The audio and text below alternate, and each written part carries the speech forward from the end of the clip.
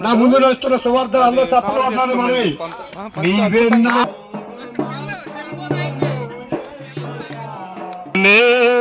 నా తుది శ్వాసం విడువాలని యేసయ్యా నీకై బ్రతకాలని ఆశయా అందరూ తప్పకూడదు అందరూ పాడదాం అగ్నిగుండమే ఎదురైనా ఆశ నిరాశలు ఎన్నడగించిన అగ్నిగుండమే ఎదురైనా ఆశ నిరాశలు ఎన్నో కలిగిన నా మట్టుకైతే బ్రతుకు సావైతే అది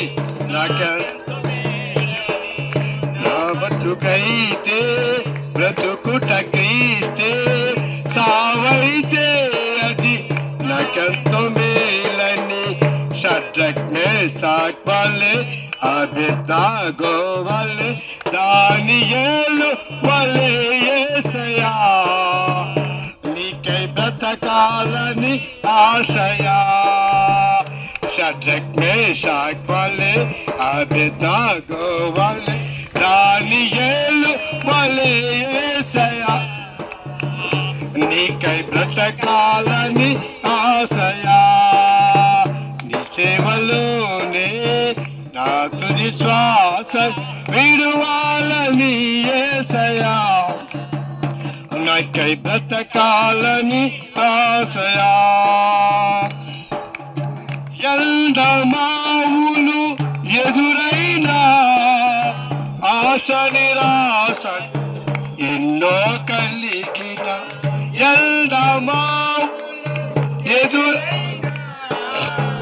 ఆశ నిరాశలు ఎన్నో కలిగిన ఎండిన ఎముకలను సైన్యముగా మార్చావు వలసిన బ్రతుకులకు నీలోకి మలచావు ఎండిన ఎముకలను సైన్యముగా మార్చావు వలసిన బ్రతుకులకు నీలోకి మలచావు మగ్దలేనా వలె సమరయా స్త్రీ వలె సారెపతి స్త్రీ వలె యేసయ్యా నీకై బ్రతకాలని ఆశ సారెపతి స్త్రీ వలె యేసయ్యా నీకై బ్రతకాలని ఆశయా నీ సేవలోనే నా తుది శ్వాసం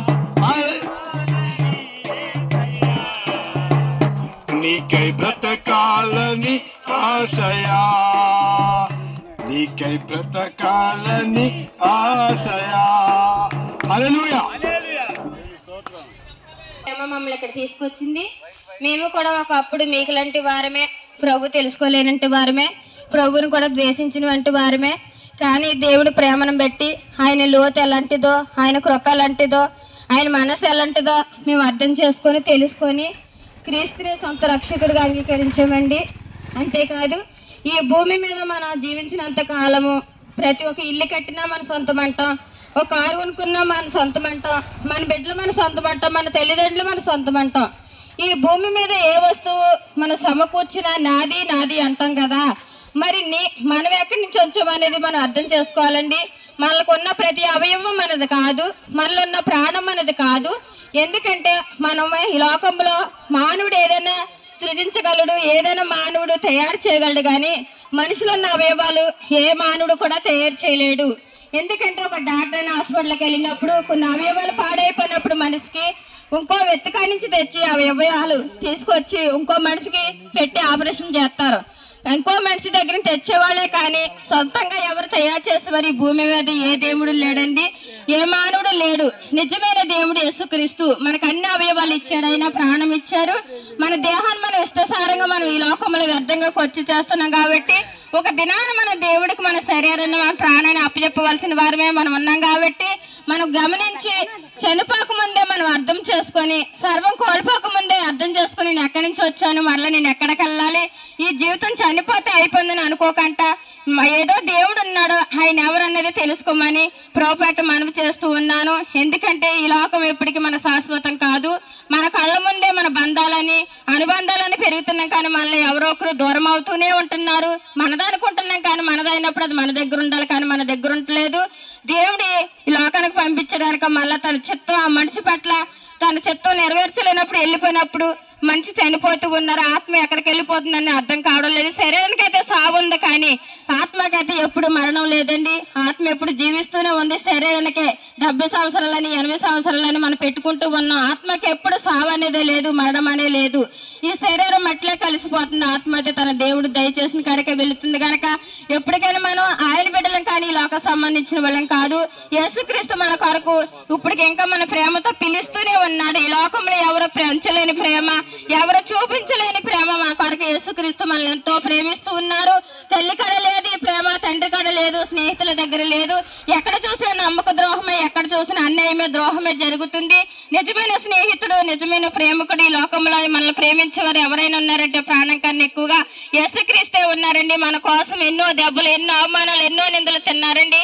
ఆ దేవుడు మనల్ని ఆయన రూపంలో మనల్ని పుట్టించుకున్నాడండి. కుక్క కిందో ఏదో ఒక నక్క కిందో ఒక పంది కింద మనల్ని పుట్టించలేదండి. స్వయమైన ఆయన రూపంలో మనల్ని సృజించుకున్నాడు కనుక మనం ఆయన వారం కాబట్టి ప్రతి ఒక్కరూ తెలుసుకోవాల్సింది ఏంటంటే యేసుక్రీస్తు ఎవరన్నది మీరు ఒక్కసారి తెలుసుకోండి. ఇచ్చిన పత్రికలు ఎవరు కూడా వ్యర్థం చేయకండి. అసలు అందులో ఏముందో చదివి ఒక్కసారి గ్రహించండి. అది మీకు నచ్చితే మీరు అంగీకరించండి, నచ్చకపోతే దూషించొద్దు, అవమానపరచొద్దు. మరి ప్రాంతంలో ఉన్న వారి కొరకు మేము ప్రకటన చేస్తూ ఉన్నామండి. మా సొంత ఆలోచనతో మా సొంత తలంపులతో రాలేదు. యేసయ్య మాట ఇచ్చారు కనుక ఆ మాట చొప్పున మేము వచ్చాం కనుక మీరు అందరూ అర్థం చేసుకొని యేసుక్రీస్తు ఎవరు అనేది ఒక్కసారి మీరు తెలుసుకుంటే మీకు అర్థమవుతుందండి. ఇచ్చిన పత్రికలు వ్యర్థం చేయకుండా చదవాలని ప్రభుపేట మనం చేస్తూ ఉన్నాము. ఆమేన్.